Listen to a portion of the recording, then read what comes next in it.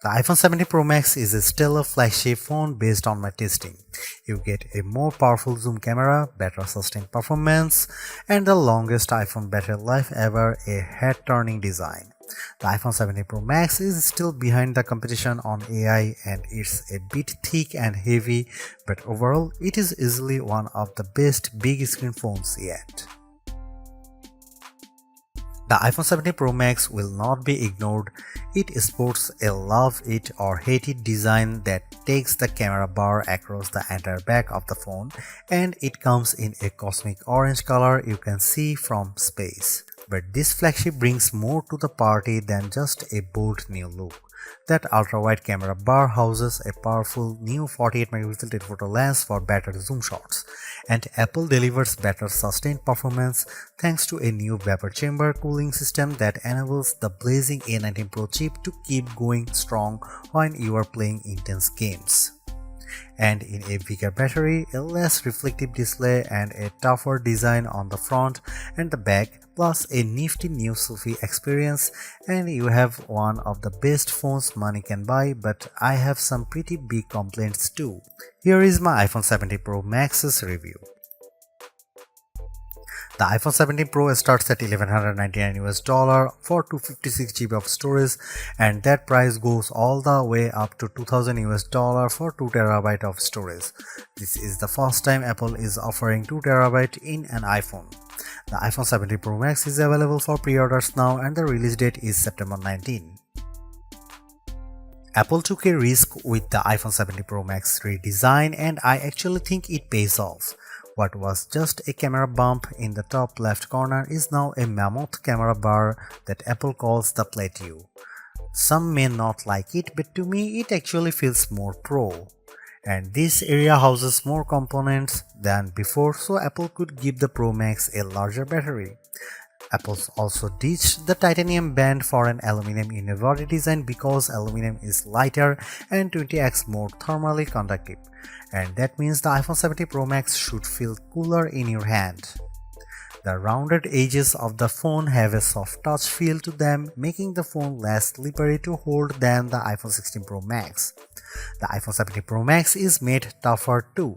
The 6.9-inch display is protected by Ceramic Shield 2, which has 3x better scratch resistance, and there is Ceramic Shield on the back that's 4x more resistant to crack than the previous glass. The Ceramic Shield back gives the Pro Max a two-tone design, which I really like, and it's more pronounced on the Cosmic Orange model than the Deep Blue model I tested. And you can also choose silver, but Apple oddly omitted black from this year's color options. Unfortunately, the iPhone 17 Pro Max is thicker and heavier than the iPhone 16 Pro Max. It measures 6.43 by 3.07 by 0.34 inches and weighs 8.22 ounces compared to 6.42 by 3.06 by 0.32 inches and 7.99 ounces. By comparison, the Galaxy S25 Ultra is 6.41 by 3.06 by 0.32 inches and just 7.69 ounces. The new iPhone 17 Pro Max is ready for bright sunny days thanks to a brighter 6.9-inch OLED panel that's rated for 3000 nits of peak brightness, up from 2000 on the 16 Pro Max. There is also an improved anti-reflection layer, which means you'll get less glare on the panel when you are watching movies or surfing the web. When I held the iPhone 17 Pro Max or 16 Pro Max in my hand and turned the phones in direct sunlight, I noticed less reflections on the newer iPhone. When I put the iPhone 17 Pro Max next to my S25 Ultra to play one battle after another trailer, Samsung's phone looked a bit brighter but suffered from slightly more glare. In our test, the iPhone 17 Pro Max reached a slightly higher 1899 nits compared to the Samsung's 1860, but the Pixel 10 Pro XL blew them both away with 2555 nits. The iPhone 17 Pro Max also fell behind the Galaxy and Pixel in color reproduction, reaching just 77.6% in the DCI-3 color space test. And its colors aren't as accurate as what you would get on either S25 Ultra or Pixel 10 Pro XL.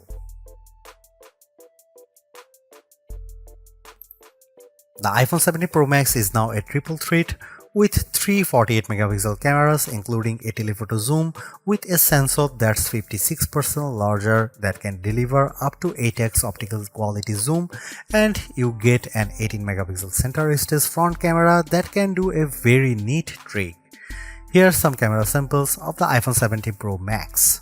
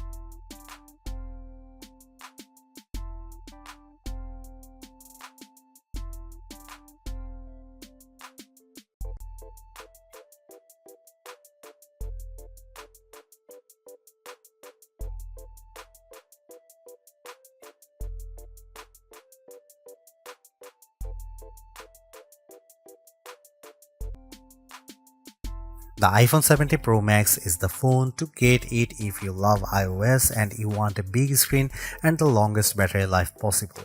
The iPhone 17 Pro is also great too if you prefer a design that's more compact. I would personally not upgrade if you have an iPhone 15 Pro Max or iPhone 16 Pro Max. The enhancements aren't compelling enough, but if you are coming from an older iPhone 14 Pro Max, I could definitely recommend stepping up to the new iPhone. You will enjoy a larger and brighter 6.9-inch display on Apple's newer phone, considerably faster performance, a tougher design, longer battery life, a better and smarter center stage front camera, and other perks like audio mix for your videos.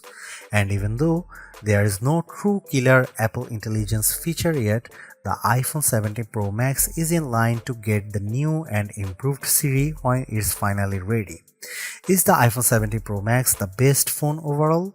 I would argue that the Galaxy S25 Ultra is better in some ways, including its AI features and zoom cameras, but if you are in the Apple ecosystem, the iPhone 17 Pro Max will make you happy, extra large camera bar and all.